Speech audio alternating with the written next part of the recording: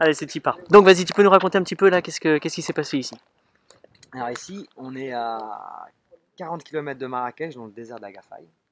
Et donc ici, après une rencontre avec Pierre-Yves Marais, qui avait installé un campement sous tente pour que les gens puissent venir un petit peu trouver la paix et le calme en plein désert, il a voulu être en autoproduction au niveau alimentaire et au niveau herbes aromatiques et fruitiers. Donc on a commencé à implanter différents systèmes. Donc là, en fait, on est en phase de la cuisine. Et donc là, vous avez en fait des swells, des baissières, en fait, qui sont des systèmes anti-érosion qui vont capter l'eau. Et on se sert des systèmes anti-érosion pour planter nos herbes aromatiques et nos compagnons. Donc il y a des sessions avec des arbres, des aromatiques, des pierres, des chemins. Et donc maintenant, sur toute cette zone, toute l'eau qui touche cette zone est captée par les baissières et profite donc à toutes les herbes aromatiques. D'accord, donc elle reste ici, elle est vraiment bloquée. Tu me disais que Ici. c'était ça le sol au début? Donc là on a le sol, là on voit bien le sol. Hein. Donc ça a commencé sur ça. C'est limoneux, argileux, c'est voilà. D'accord. C'est un vrai désert, il n'y a pas de souci. D'accord, et maintenant on en est où là? Alors maintenant ça a de l'odeur, ça a de la couleur.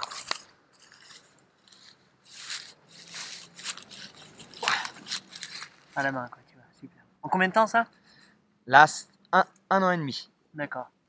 À peu près 3 ans pour le jardin et waouh, ça chante. Bon, là on voit déjà quelques insectes, quelques fourmis. Bon, on est en hiver, donc c'est pas là où il y a l'activité la plus grande pour la microbiologie, mais bon, on voit déjà rien qu'en un an et demi, un petit peu d'eau, du paillage, et ben ça se passe. C'est tout. Amorce. T'as mis du compost, t'as mis quelque chose? T'as mis quoi? Juste du paillage et t'as planté? On a mis très peu de compost pour les aromatiques qu'on avait besoin. Pour les aromatiques qu'on plante sont des plantes qu'on en fait pas vraiment beaucoup de besoin parce qu'on travaille avec des plantes adaptées à notre biotope, donc qui est semi-aride.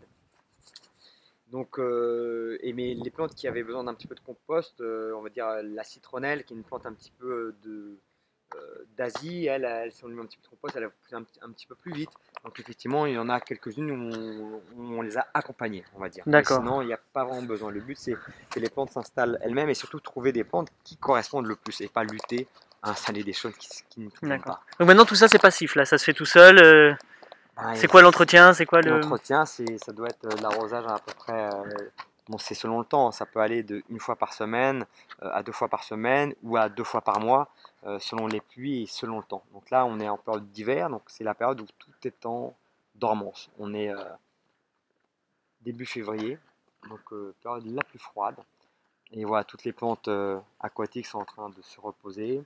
Et effectivement, là, on n'a plus les plantes de saison, on a juste les plantes pérennes. Donc il y a du romarin, de l'absinthe, de la citronnelle, on a un petit peu de menthe, on a un peu de pélargonium, on a un petit peu de lavande, on a un petit peu de plantes comme ça, et puis des arbres compagnons comme les pseudo-acacias, de l'acacia saligna. Alors pourquoi les acacias? Pourquoi? Qu'est-ce que tu as fait comme choix d'arbres justement à mettre ici? Et c'était quoi le but recherché? Alors, le but, c'est de trouver effectivement des arbres qui tiennent la sécheresse et qui pourront s'adapter le plus rapidement possible. On travaille avec ce qu'on appelle les arbres pionniers, qui sont souvent les légumineux. Donc là, on a assez donc, des légumineux donc, qui ont le pouvoir en fait de fixer l'azote de l'air et de le stocker dans les feuilles et un petit peu dans les racines, et qui ont une croissance assez rapide pour créer rapidement de l'ombre et un biotope pour les plantes des strates inférieures. Et ça nous permet de faire revenir les oiseaux. Ça fait installer un système racinaire qui va commencer à aussi tirer un petit peu la fraîcheur et l'eau qui pourrait y avoir un petit peu en sol. Donc on redémarre vraiment avec les différents circuits de racines, les différents étages de niveau entre les plantes qui poussent très rapidement, moins rapidement. On fait en fait de l'entraide et on voit que ça marche plutôt bien. Bon, donc c'est vraiment pensé, il y a vraiment une logique derrière tout ça, une suite écologique que tu vas respecter, que tu cherches à... Ouais, le but c'est vraiment être à l'écoute du terrain, c'est le terrain qui décide. En fait, c'est pas nous qui souhaitons faire ça ou ça, c'est qu'est-ce que le terrain nous permet de faire et qu'est-ce qu'il a besoin pour qu'on puisse installer les choses que nous on aurait besoin. Donc c'est vraiment le terrain qui décide, et après à partir de là, qu'on arrive à sentir le terrain, à savoir ce qu'il faut, qu'on a les bons ingrédients, qu'on fait les bons choix, ça se met en place tout seul. Super. Allez, on va continuer la balade. Voilà.